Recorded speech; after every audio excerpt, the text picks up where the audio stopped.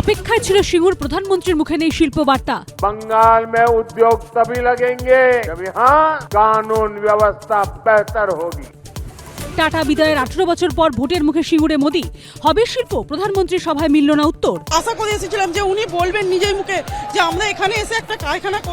সিঙ্গুরের সভা থেকে আসল পরিবর্তনের ডাক নরেন্দ্র মোদীর। 15 वर्ष के महाजंगल राज को बदलना चाहता है। মোদি স্লোগান টেনে পাল্টা জবাব অভিষেকের। পাল্টানো দরকার, বিজেপি সরকার এদের পাল্টানো দরকার। ভোটের মুখে রাজ্যে এসে অনুপ্রবেশ ইস্যুতে সরব প্রধানমন্ত্রী। অনুপ্রবেশকারীরাই তৃণমূলের ভোট ব্যাংক আক্রমণে মোদি, যাদের ভোটে জিতেছেন তারা অবৈধ হলে আপনিও অবৈধ, পাল্টা অভিষেক। তাণ্ডবের দুদিন পর অবশেষে বেলডাঙ্গায় তৃণমূল সাংসদ মৃত পরিযায়ী শ্রমিকের বাড়িতে গেলেন ইউসুফ।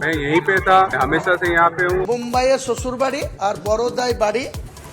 হিয়ারিং এ হেনস্থার অভিযোগ, দিকে দিকে এসআইআর বিক্ষোভ। মঙ্গলকোট থেকে অশোকনগর, আমডাঙ্গা, মগরাহাট, বিক্ষোভ, অবরোধ, আগুন।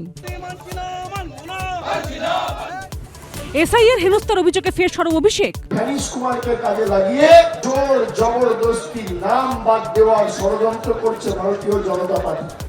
নিপা ভাইরাসে আক্রান্ত মহিলা নার্সের অবস্থা অপরিবর্তিত, এখনো সংকটজনক। কিছুটা উন্নতি পুরুষ নার্সের, পরীক্ষায় পাঠানো সব নমুনা নেগেটিভ, খবর স্বাস্থ্য দপ্তর সূত্রে।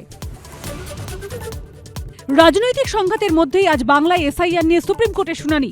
ঘণ্টাখানেক সঙ্গে সুমন, রাত 8টা।